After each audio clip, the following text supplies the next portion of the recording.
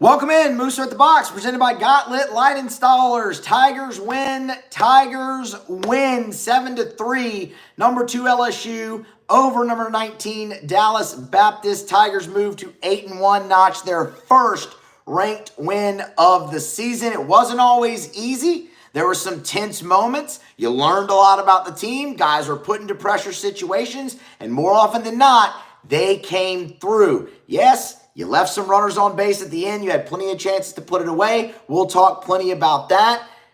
We have a lot to talk about. But in the end, LSU did two things. They did two things in this baseball game that allowed them to win. Two things that are always a winning formula. That is, keep the walk total low and 2-out RBI. LSU walked just 3 batters over the course of this entire game. And then in those middle innings, the 2-out RBI flourished, specifically in that 5th inning. 4 out of the 7 runs that LSU scored happened with 2 outs, and they were driven in. That is a winning formula when it comes to baseball. You had dominant pitching on the front end. You had dominant pitching on the back end. And when you're trying to pick a player of the game offensively, it is really, really damn hard in this game because you had a lot of guys with multiple hits. You had a lot of guys drive in runs. You had near miss home runs. You had Danny Dickinson find the fence. There is so much to go through. But overall, I will tell you this before we really dive deep. There is not a better midweek win that you're going to find early in the season. Hell, there's not a better win you will find earlier in the season than the one that LSU just picked up. That's a really good team in Dallas Baptist, and that's a team that's going to win a lot of baseball games this year, probably win their league. They won 45 a year ago, and they could be right there again. That's a win that is going to do nothing but help LSU as they go forward in the season. So keep an eye on DBU the rest of the way. Watch them win and watch their RPI help LSU. It wouldn't have hurt LSU had they lost that game for the same reason. But because you won it, that's one that will actually reappear for you later in the season. So fantastic night overall for the Tigers. Was it perfect? No, but ultimately fantastic night and a great win. Y'all smash the like button if you have not already. Get subscribed. Just hit subscribe, hit the notification bell on your favorite podcast app as well. Just search Mooser at the Box and hit the subscribe button there. You can take us with you wherever. Follow me on social media, Twitter X at Musso Matthew, Instagram at Matthew Musso1. You can find me on Facebook. Let's go ahead and dive into the game itself. And I really kind of want to go through this game almost inning by inning. We normally kind of hit the high points. I want almost inning by inning here in this one because it was just jam-packed. So if you start in the first, Derek Curiel gets the nod in the leadoff spot for the first time in his career, and he works a walk. Jared Jones immediately follows and turns in a fantastic at-bat. It's even 1-1. He takes 2. One of them was really tough take. Fights off a pitch and then gets his fastball. Doesn't miss it. Doubles to left center. And LSU's on the board 1-0. Now, would you have loved to have seen them get Jared Jones around from first with nobody out? Yes, you would have loved that. Ultimately, it didn't happen. You take the 1-0 lead, but you spot Connor Ware a run. And I thought that was massive because, look, this is new for him. Okay, we all know what Connor Ware can be, and you got a great glimpse of that here Wednesday night. But again, think of the situation. This is a guy who played in junior college the last 2 seasons. Now it's his second start at LSU against a ranked opponent on the road in a major league park. Spotting him a run was huge because you saw a little bit of those nerves creep up in the first inning, right? He falls behind the first hitter 3-0. They weren't particularly close. But then strike, comes right back, gets the strikeout on a high fastball, a weak ground out, and then follows it up with another full count strikeout to get out of the inning unscathed. And that was massive. You set the tone right there. You push across a run in the first, and you put up the 0 to respond. The teams would trade zeros there in the second, although LSU did leave another runner in the on base. Brown doubled, part of a 2-hit night for him, but it was a dominant second for Connor Ware. After that first, Connor Ware really, really settled in. He was perfect through 4 complete. Then when you get into the 5th, that's ultimately when he gave up the home run in the bottom half. But we'll get there. So he's perfect through 4 complete with, I believe it was 6 strikeouts, if I'm not mistaken. 6 strikeouts. Perfect through 4 with 6 strikeouts. Head to the top of the 5th inning for LSU. And oh boy, is this not where it got fun. Stanfield grounds out. And I actually should backtrack a little bit here, because Borberg, after the 1st inning, he really settled in as well. Credit that guy. He ended up going 4, just gave up the 1 run. That was a really nice arm, and you expected to see a really nice arm in a starting role for Dallas Baptist, and you did. So my thought process, and I tweeted this out right before the inning, was, okay, Connor Ware put up another 0 there in the bottom half of the 4th, and it was a big one because the lineup flipped over. That's when he had to go start his 2nd trip through the lineup. And he put up the 0. It's like, all right, you had Stanfield, Curiel, and Jones, 9, 1, and 2 in the order coming up for what I thought would be Borberg's 3rd trip through the lineup. Ultimately, they make the change and bring in Watt. So Stanfield grounds out, and it had been iffy for LSU on offense up to that point. Jay Johnson calls the offensive timeout. Curiel comes up, walks again.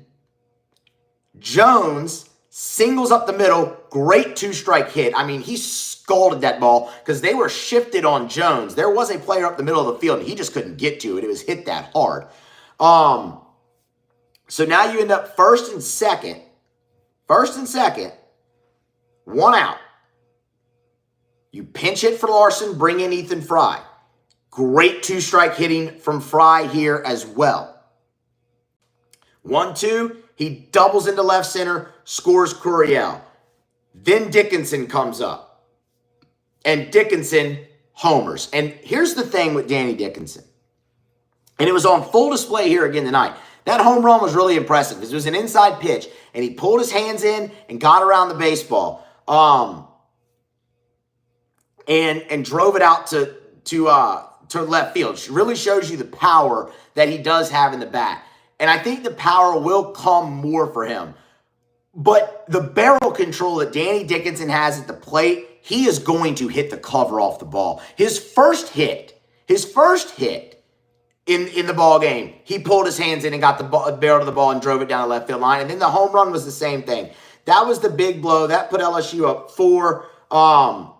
Milam would follow with a single, and then advance on a throwing error. Then John Pearson gets a pinch hit for Jake Brown, who is 2 for 2, by the way. And all John Pearson does is single solidly up the middle and score Milam. And ultimately, that's your 4 spot for LSU. You would have you would have a walk, but then Stanfield would strike out to end the inning, and ultimately you'd leave it there. But ultimately, 4 runs, 5 hits. There was an error in the inning, and LSU goes up 5-0, and you're feeling good. Now you go to the bottom half, and you knew DBU would not go quietly. That's a really good team, as we said, and they didn't. Grant J, we talked about him. That's a real player, y'all. That is a major league player. He goes upper deck. Ware falls behind in the count, and Jay goes upper deck for a solo homer. Krause would strike out. Near would ground to second base. Another great diving play by Danny Dickinson. One of 3 great defensive plays he made at second base. The problem is Jared Jones dropped the ball on this one. A play Jones makes 99 times out of 100, and this is the one that he didn't.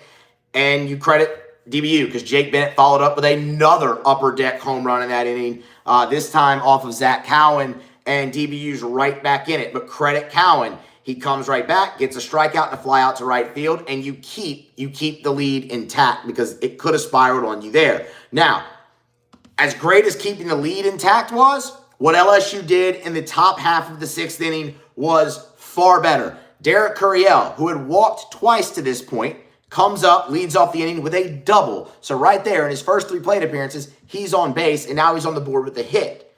Jared Jones follows with a walk. One of, I believe, 3 walks for Jones tonight?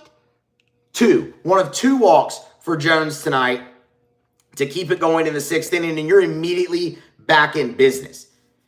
That's when Josh Pearson, I should say, lays down that bunt. And he reaches on an error. Sack bunt, reach on the error. Curiel and Jones both move up, and you have the bases loaded with nobody out. And then here's Dickinson, who hits it sharply to shortstop. The shortstop looked like he was ready to go to third base with it, took his eye off of it, and that's an error. And Dickinson reaches, Curiel scores.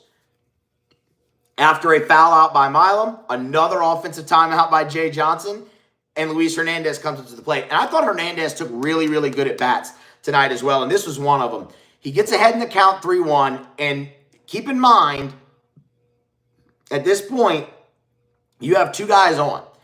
He can really do damage here and blow the game wide open, and he's in the hitter's count. Instead, he doesn't try to do too much, lines out to center field, and you get another run, sac fly. Productive out. He just missed a home run earlier in the game. He drew a walk as well. I continue to be very, very impressed with the at-bats from Luis Hernandez so far on the season. So what was so massive there is when DBU had a little bit of momentum, LSU took it right back. They immediately went out there, scored 2 runs, and took the momentum back from Dallas Baptist. And from there on, you had some really good pitching. Now, we do have to talk about the 7th and the 8th because LSU had opportunities there to score. LSU loads the bases on free passes in the 7th, and with 1 out, LSU goes for a suicide squeeze bunt, which I could have done without. You had a chance again there to blow it open. I understand you're putting pressure on teams, all those good things, and LSU's going to do that, and fine, whatever. But that was ultra aggressive in that spot, and ultimately it did not work. And you ended up costing yourself in that inning. That was an inning-ending double play. I don't know if Stanfield missed the sign, if it was supposed to just be a safety squeeze. He broke for home suicide squeeze, and I did not love the... If it's a suicide squeeze in that moment, I don't love the call. If it was a safety and he missed the sign, I can be much more tolerable of that. But that was a missed opportunity for LSU. And then in the 8th inning, same deal. LSU loaded the bases again. And with nobody out, Mick Paul strikes out on 3 pitches, which is a really rough at bat. And you cannot do that, but you see what you have in him in that spot. Okay. Costello pops up to the first baseman, and then Stanfield strikes out swinging. Although, the best thing about the Flow broadcast tonight was this, when they showed, okay, he tipped it and it hit the ground and went into the catcher's mitt. His at-bat should have continued, but nonetheless. In the bottom of the 8th inning, though, this is where it ratcheted back up for LSU. And I see Dustin's comment in the chat, this pitching staff is legit, and you're damn right it is. And this is where you really saw it at the end of this game. Because didn't it just have that feeling where LSU had chance after chance after chance to ice this game, to blow it open, to put this team away? And they did it. And you knew this is a good team. You're going to have to survive one more push from them. And it might get hairy because you've let them hang around. And it did. So in the bottom of the 8th inning, this is when Cooper Williams comes in. And I like the spot. I like the spot going to Williams. Freshman. He's one of your core 4 freshman arms that you think is going to be great. And he's shown great things. Let's see what he has. And it's the same thing with Ware. Anyone else you put in this game. This was Cooper's third appearance. And big league ballpark, his home state, all of those things. And he just didn't have it, y'all. He didn't have it. He came in through a first pitch strike, and then it was 7 straight out of the zone after that. He ultimately walks 2 guys, and he's yanked. And in comes Casey Evans. And if you were looking for a sign that Casey Evans can stick at the back end of this bullpen, that's what Jay Johnson was looking for too. Brings in Casey Evans, first and second, nobody out in a 4-run game, and you're in the meat of the order. The first guy he's facing is the 2-hole, DeTalo. He gets the fielder's choice, and then Poole puts up a great at bat and lines into the double play at first. And I'm glad Jarrett Jones was there because that ball was hit hard. That ball was hit hard, and I thought off the bat it was down the line. Jones snags it, steps on the base, and you're out of that inning. And then in the 9th, he's just nails. He goes through Grant J, strikes him out looking. Chayton Krause strikes out swinging. And then Narrett grounds back to Evans, and he closes the door. And that was fantastic. Dominant pitching on the front end with with Connor Ware, and I want to talk about him a little bit more here momentarily. Dominant pitching on the back end with Case and Evans, and not so much just the shutdown ninth, but him coming in and getting out of that first and second nobody out jam in the heart of the order. That is ultra impressive. One of the most impressive things that you saw this entire night. More on Connor Ware. Let's get into some big picture things here. First, Gauntlet Light Installers, GauntletLights.com. Not just Christmas lights anymore. You've heard us talk about us plenty, but now they've upgraded. They've expanded the business. You want to take your home, your outdoor setup, whether it's the front yard or the backyard, to the next level. Gauntlet Light Installers. Permanent landscape lighting for your flower beds, for your backyard pool area. They have that for you. If you're hosting an event, wedding reception, anniversary party, birthday party, graduation party, it does not matter. You need temporary outdoor lighting, Gauntlet Lights. That's really the same thing as the Christmas lights. Custom design, cut to fit, meet every specification that you have. They will install it, store it, maintain it, all for you. Gauntlet Lights, GauntletLights.com. Get a quote. Do business with my guy, Derek, and his team. You will not regret it. Gauntlet Lights, GauntletLights.com. Big picture on Connor Ware. Y'all, it's hard to not be excited after seeing that. Yeah, Grant J got him for the homer. Okay. That kid's going to get he's going to get a lot of pitchers for homers. He's really good. Connor Ware was nails. He was perfect through 4 complete innings. No walks, 6 strikeouts. Got to 60 pitches, so you saw him extend, just what we wanted to see. Threw about 40 in the first. In the first outing, gets about 20 more and gets you deeper into the ball game. Thought that was fantastic to see. The fastball up really played tonight, but I thought the changeup was very good from Connor Ware also. I really just can't say no. I'm so encouraged by that, because when we've talked about him being able to fill so many different roles, and you saw another one that he could fill here tonight for LSU. It was awesome. So the fastball up really played, and it wasn't overpowering. I mean, they said on the broadcast he was about 88, 89. We've seen Connor Ware, his first start, he was 93, bumping 94. So he has that in there, but he pitched. That's right. He pitched tonight, and that's what was so awesome to see from Ware. I thought Zach Cowan did some great things. Again, 1 walk, 5 Ks in 3 innings. 2 runs, only 1 of them earned. He was awesome as well. And then, look, Cooper Williams will bounce back. You put him in a tough spot. Maybe it didn't happen the way you wanted it to, but you put him in the tough spot, and he will absolutely get another opportunity. They're too high on that young man for him to not. And we already talked about Case and Evans. And Evans, who leaned mostly on his fastball tonight. I mean, that was mostly fastball from Evans. He flipped a few sliders in there in the 9th, but ultimately it was heater. And again, by the broadcast, it wasn't the 98. He was more 93, 95. So that just shows you the life that pitch does have on it. And he was just awesome. I mean, how do you not feel incredibly confident about him going for you in the back end of games right now? I mean, if LSU were playing an SEC game tomorrow and you needed 3 outs, I'm comfortable with Case and Evans going to get those 3 outs, because of the pressure situation that he excelled in right there. Okay, big picture thoughts on the lineup. I saw Dustin also say he's still worried about the lineup. Don't be. I know, 15 guys left on base. That's a lot. But you scored 7. You had some great 2-out at-bats as well, and you had 12 hits. You didn't take advantage of every opportunity tonight. But you also had a lot of different guys. You also had a lot of different guys in that lineup. And it will stabilize. They will settle. But the reason Dustin, would look at that and say, don't be worried about this lineup, is because Ethan Fry comes off the bench, pinch hit, RBI. John Pearson comes off the bench, pinch hit, RBI. Those were big spots for those guys. And then you have Derek Curriel at the top, who reached base 4 times. 2 hits, 2 walks. He scored 3 runs. He was awesome at the top of the order. Give me more of that. Jared Jones reaches base 4 times, double, single, 2 more walks, only punched out once. He is, it's just so much better. Like, Jared Jones took strides at the plate a year ago. And it's like night and day so far early in the season. Like, that's the best pitching he's faced. And he went out there 2 for 4, drew 2 walks, scored a run, drove in 1, and only punched out once. That is elite. Like, that is elite from Jared Jones and gets me really excited. I mentioned the pinch hit single by Fry. That was great to see. How about Danny Dickinson?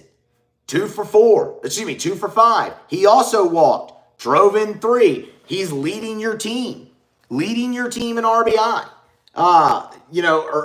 Back early in the season. Jake Brown and his limited at-bats, 2 for 2. And this is what I will say. Jake Brown is hitting .381 on the season. And if that's going to continue, Jake Brown is your right fielder, end of discussion. I know that they want, and when I say they, I know that Jay's talked about this multiple times on the record, that he wants to, mix those 4 guys and interchange them and make an All-American player out of them. And that's fine. But if Jake Brown's going to hit .381, and he's been very consistent early this season, you can mix those guys and make the All-American player in the DH spot because Jake Brown is your right fielder. He's your best defensive option out of the 3 other guys. And if he's going to hit like that, case closed. In my opinion, case closed. I was very surprised when he pulled him on a 2 for 2 night, but he did.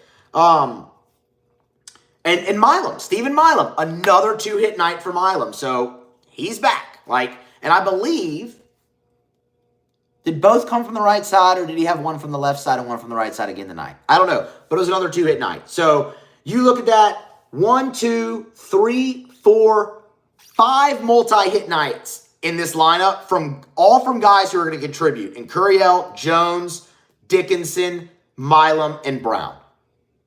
I actually feel really good about the offense. Could the timely hitting have been better at the end of the game? Sure. But there were also, that's right, I'm sorry, William, you're correct. He got on base 5 times since he was hit by a pitch. 5 times for Curiel. Every single time he went to the plate. 5 plate appearances, and he reached base 5 times. Good catch. That is my mistake. Would you have liked some better timely hitting? Sure, in certain spots. But that's 5 multi-hit guys from 5 guys who are going to contribute on this team. I think overall, that's a great performance by your lineup tonight. And you saw it in multiple different ways. You saw the sac fly, you saw the home run, you saw the 2 out RBIs. Bravo. Bravo for LSU there. You're not going to find a better win than that early in the season. It being on the road. Maybe Texas State knocking off A&M on Tuesday. Maybe. That is the #1 team in the country. But you get my point. On the road, your first trip on the road, big league ballpark, against in my opinion, the best mid-major in college baseball. Definitely been the most consistent. And you go out there and win. And you did it in some pretty really good fashion. And now you'll head to Frisco, and you will face a very good Kansas State team who was a tournament team a year ago, a very good Nebraska team who was a tournament team a year ago, and then another good mid-major who is in DBU's conference in Sam Houston State. We're going to continue to learn a lot about LSU here this weekend, but that was a great first test that they passed with flying colors. Y'all smash the like button. If you have not already, please do me a solid. Smash the like button. It really helps the channel. You know what else helps the channel? Subscribing. So if you haven't done that already, do that as well. All right. Let's go ahead and get some questions in. We'll start with John Jones there. Asks how Michael Braswell did. He didn't get a chance to watch the game. Braswell was 0 for 3. He did walk once. Was stranded, and he punched out. So not his best. Averages down to 182, but he played a nice third base, as he's, kind of just continued to do. All right, let's get some more questions in here, guys. We got a few more minutes that we'll hang out. Justin Hunt, are we back? We will wait. We're still waiting to declare that. Jay Johnson Orange Juice, can we expect Musso merch before LSU makes it to Omaha this year? Yes. I'm going to go ahead and say yes. We're still working on that, and it's going to happen. And look, y'all will be the first to know when it happens. Y'all will be the first to know when that happens. Smash the like button. Let's get some more questions in. Todd Patton, who looks the best to be hitting behind Bear? John, Danny Dickinson for me. I'm going to keep going with that. Now, that being said, I mean, you've seen a couple different guys have success. I mean, you saw 3 guys hit behind him tonight in Larson, who didn't have a great night at the plate. He was 0 for 2 and punched. But you saw Fry come in that pinch hit and deliver. Ethan Fry is extremely intriguing there because if he catches on, he's got the power to really strike fear behind a guy like Jared Jones. But I'm going to go with Dickinson because Dickinson is leading your team in RBI. He's got some power. And what we talked about at the top of the show with him, the flat bat, it stays in the zone a long time. He controls the barrel. He can get to the inside pitch. He's going to hit a ton this year. And that's ultimately what's like what you need behind him. It doesn't have to be this big hulking power hitter. It just has to be someone who's gonna come through every time. And who's gonna, be an RBI producer, who's going to change the scoreboard. For me right now, that's Danny Dickinson. I know Jay likes to alternate the righty-lefty, and I totally understand why. But I'm going to keep beating that drum. For me, Dickinson is the guy that I want to see behind Jones. Dustin B, will Reeves get a start this weekend? We'll see. I mean, look, I'll tell you right now who I'd be interested to see get a start this weekend at third base is John Pearson. That's kind of my pick right now. I mean, you look up John Pearson so far on the year, he's gotten 5 at-bats. He's hitting .333. And when I watched him play in the scrimmages at third base, he was pretty damn good. He was pretty nifty over there at third base. So I'd like to see him get a start as well, potentially. Maybe Sunday, maybe maybe anywhere else. Tommy White burner. John Pearson looks like me too. You're right, he does. John Pearson's got a little baby Tommy White thing going on there. He does, and it's fantastic. I actually like it an awful lot. Smash the like button. Chow time. Musa, you think Curiel stays in the leadoff for now? I mean, how do you take him out after that? I mean, we're going to see. LSU, they have so many options at the leadoff spot. I mean, that's your leading hitter right now. Curiel's hitting .438. He has drawn 7 walks. He's gone deep. He's got 14 hits already on the season. He reached base all 5 times. More walks than strikeouts. Yeah. He can hit doubles. He's got 2 of them already on the year. Yeah, absolutely. Hold on. I saw one that I wanted to answer, and it went away from me. Fred, is everyone that pitched tonight outside of where available for this weekend? Let's look at pitch counts for you there, Fred. Kason Evans threw 22 pitches, 17 strikes. My goodness, kid. That's incredible. Cowan threw 48 pitches. I don't know if he's coming back. I don't know if he's coming back. Kason Evans could absolutely give you something, but you also have Maverick Rizzi. I mean, you've got still so many arms. I hate naming them. Like, I hate going through and naming them because I'm gonna forget somebody. Let's see. I think Kason Evans can give you something later in the weekend if you want to go down that road, but Rizzi is obviously available. Primo available. Newt is available. Binge is available. Like, you've got a plethora of guys that you can still run out there. And you still haven't even seen Chandler Dorsey. So, I mean, there's so many that LSU still has to go run out there. What's going to be more interesting is your starting rotation get another crack because I expect them to keep it the same. Maybe they flip Saturday and Sunday, but I can't expect it to keep it the same. Fred, I will not be in Frisco this weekend. I hesitate to tell y'all this. I have a wedding on Saturday. Don't get your hopes up. I don't think I'm actually going to be able to have eyes on the game. So don't get your hopes up on that. Not Ashton Larson's burner. No. We're not promising that. Sandoz. Thoughts on Stanfield? I love Chris Stanfield. He didn't have his best night tonight. Tonight was a little rough for him. But if you've been listening, forgive me, I already forgot your name.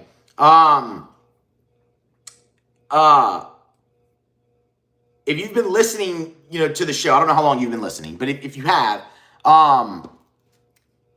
Stanfield was one of my favorite additions in the No, Devin Shearing tore his ACL. Stanfield was one of my favorite additions out of the portal because I fell in love with this kid when he was at Auburn. Mainly off of his defense. He catches everything, as you've all seen. I mean, he's a vacuum out there.